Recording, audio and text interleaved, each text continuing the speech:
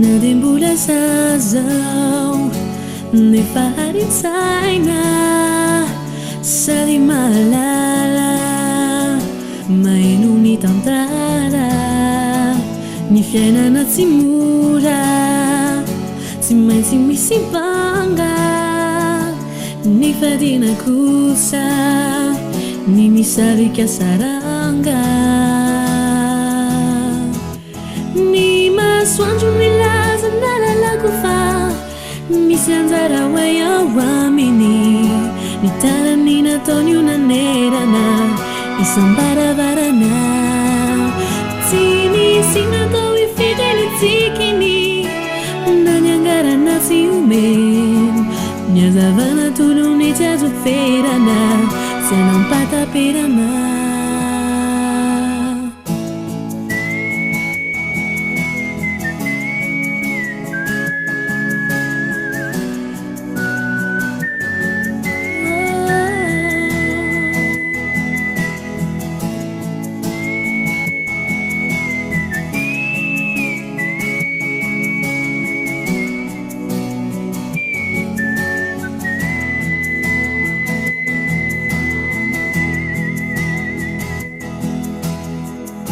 ny tsy fanananady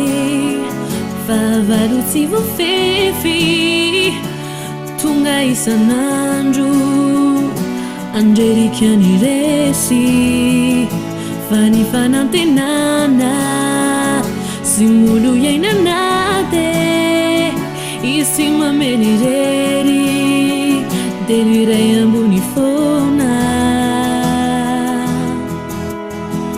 ny masoandro nilaza na lalako fa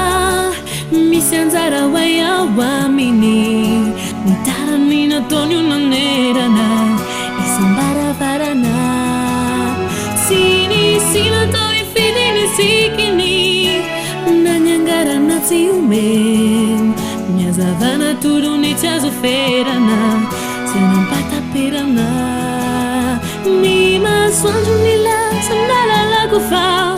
misy anjara hoay ao aminy ny tarany nataony io nanerana isambaravarana sy nisy natao ifidiny tsikiny na ny angarana tsy omeny ny azavana tolony tsy azo ferana sy anampataperana